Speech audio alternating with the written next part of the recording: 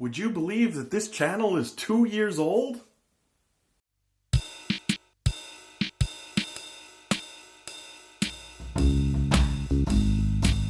Welcome to another Milestone episode of TheGameSmith. March 1st, 2021 marks the anniversary of the launch of the TheGameSmith channel, and we thought we would like to share with you a showcase of the terrain that we have been building over the last 2 years. Each of the terrain pieces we're going to show you has a tutorial for it in the playlist section of the channel. Now, the voiceover for this video is actually based upon a blog that I wrote in 2019 called You Can Do It. We hope that you find this video inspirational and fuel for your imagination engine.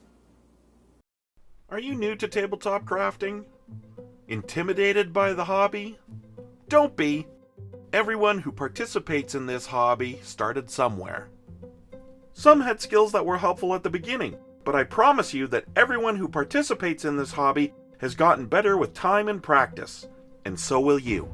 Here are a few ideas to help guide you down the path to success in crafting your own tabletop terrain. Just get started.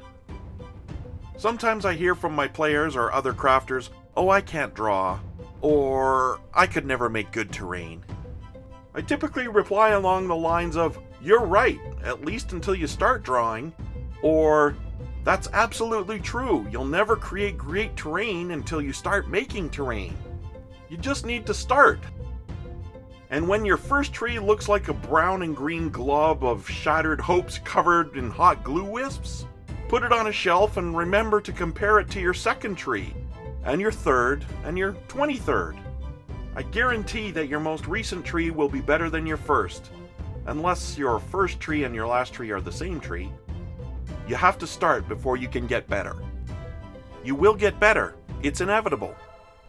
Would you believe I can paint terrain and miniatures better today than I did a year ago? 5 years ago? I'm much better than I was 10 years ago. Would you believe that my creativity for designing tabletop terrain is improved in just the last 3 months? It has, very much so. Why is that? Because I'm practicing, using, and paying attention to those skills. The key is to know that just by practicing, you'll get better at whatever crafting skills you're developing. If you never practice twisting wire into a tree armature, you'll never get better at it. It's a rather simple idea that seems to challenge all of us. Almost no one starts at the expert level of anything and grows to become a master. Most everyone starts at, "What's this supposed to be?"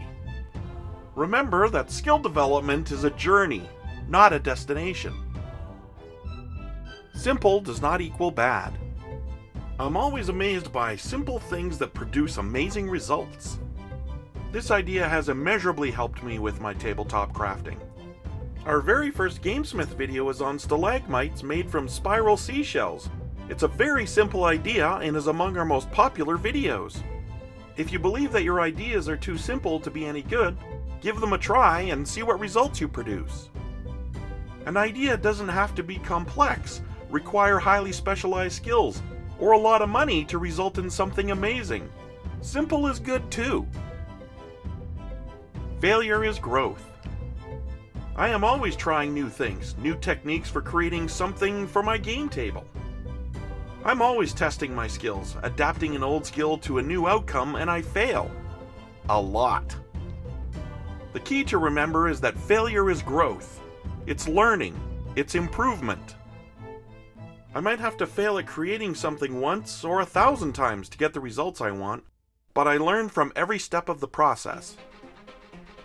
There are many different types of glue that I have tried on many different materials, and found some work better than others depending on the materials they're used on. If something doesn't work or look the way I want when the project is done, I learn from that failure and get better, and so will you. Remember, it's not a contest. When creating a new piece of terrain, I always have to remember that I'm not in competition with anyone else, only my past self.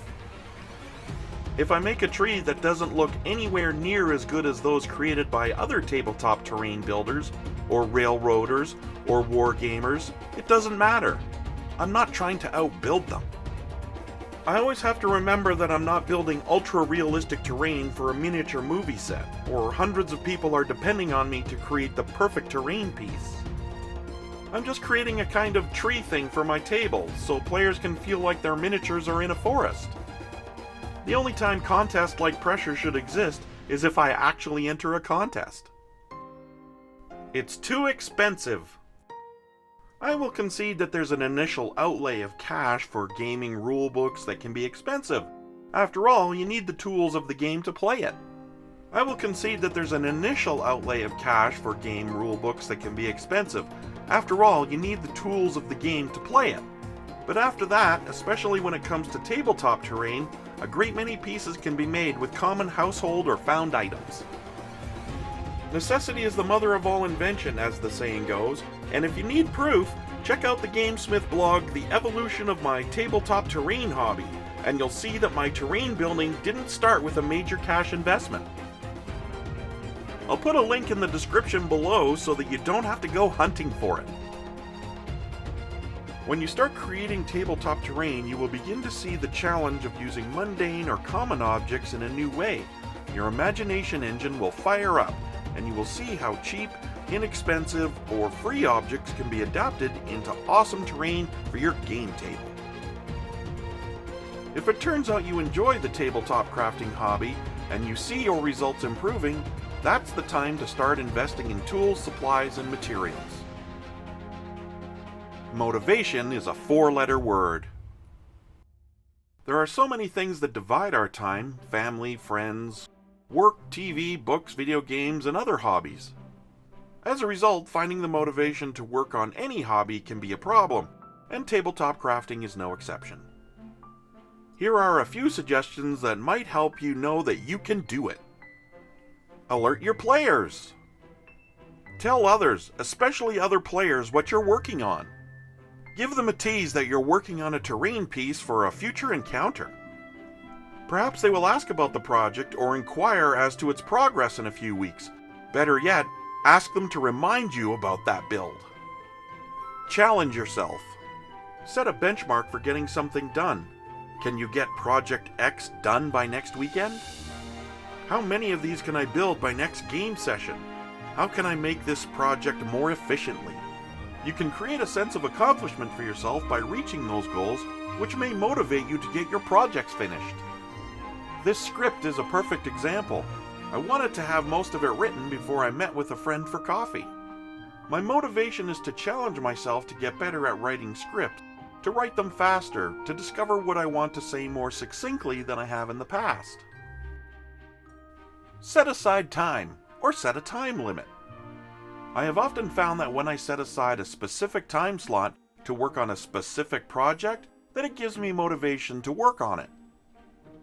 It's like I'm saying to myself, I can't work on something until a specific allotted time slot. I find that it drives me to make sure that I use that time slot to its best advantage working on that project.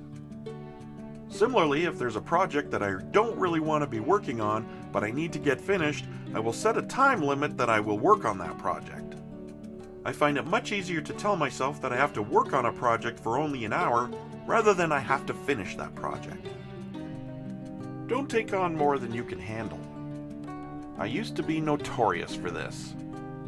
I started one project on Monday, another on Wednesday, and another on Thursday, and then I remembered that I still have Monday's project on the go, and then on Saturday, I started another project.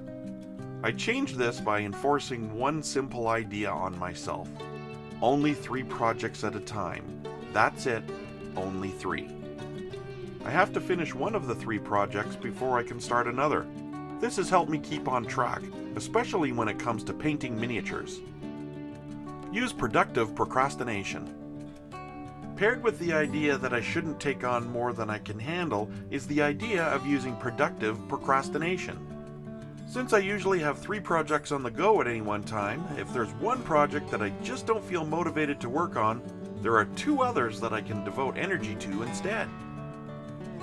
I may not be getting Project X done, but at least I'm making progress on Project Y or Z. The reverse has also helped me get through motivation problems.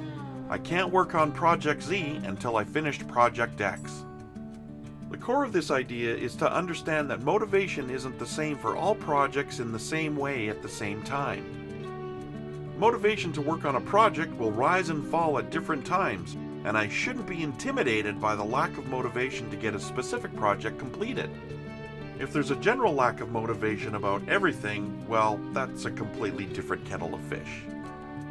I might have to fail at creating something once or 1,000 times to get the results I want, but I learn from every step of the process. Make to-do lists.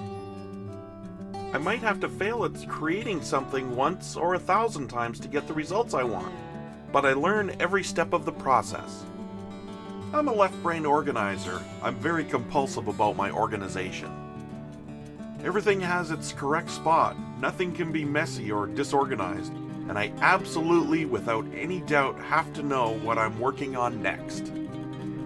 It may sound silly, but a lot of people create to-do lists for their household chores or work-related projects. Why not tabletop terrain building too?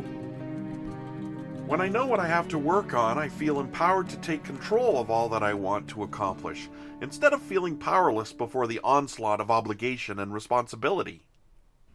Also, it feels amazing when I can cross a completed project off the list. For myself, this strategy works best with divide and conquer, which we're going to talk about next. Divide and conquer your projects. Similar to setting time limits, this works great on medium and large projects. Set benchmarks for yourself and take steps to reach the next benchmark. Large or complicated projects seem a lot easier when they are divided up into a number of smaller steps. Also, by dividing up your project, you can more easily see the steps you need to take to complete the smaller parts of your overall project. Creating to-do lists can help you figure out what to work on by setting smaller tasks for yourself. As a result, you will see that you are making progress on finishing a large project when you look at all the steps you have completed. Believe it or not, even something as simple as dividing projects into smaller pieces to begin with is a giant step towards completing a project. Avoid distractions. I have found that I can listen to music while I'm crafting. I can have my favorite movies or old TV shows running in the background. However, I can't have a movie or a TV episode I've not seen yet, listen to a new album, or have a conversation with someone while I'm working on a terrain project. For me, it's too distracting. It slows my work productivity down. Way down. I spend more time watching, listening, or talking than I do working. You may be one of those people who can multitask in a busy environment, but I'm certainly not one of them. Set reminders for yourself. I grew up in the analog age when everything had to be written down on a chalkboard or whiteboard to remind myself to get things done, but I had to actually look at the board to be reminded. In the digital age, however, I can use my phone to set reminders for myself that I want to get something accomplished. This works particularly well when I don't feel motivated to work on Project X or Y. I might be reading or watching TV and my phone dings or vibrates, or both, to say, hey, you wanted to work on Project Z tonight. And finally, if you want to get into tabletop crafting and be amazing at the hobby, then do it. I know you can do it. We all started somewhere, and whether you're a novice or an expert, motivation can sometimes slow us down on our journey to getting better. Try a few of these tips out, and if they don't work, try a few different ones. You got this. If you think these ideas will help a fellow crafter, please share them. I think our GameSmith videos are a great place to start, and soon you will be inspiring, designing, and building your own tabletop terrain. If you enjoyed this video, please check out some of our other ones. And if you'd like to support us here at The GameSmith, there's a number of ways you could do that. If you haven't already subscribed, now is a great time. Hit the thumbs up button and give us a like. Ask a question or leave a comment below. Check out our website at thegamesmith.org. Read our free monthly blog and listen to our podcast. Finally, you can join Patreon, which gives you access to content like our podcasts and exclusive videos. Your support in any form is much appreciated. Until next time, I'll see you at the table.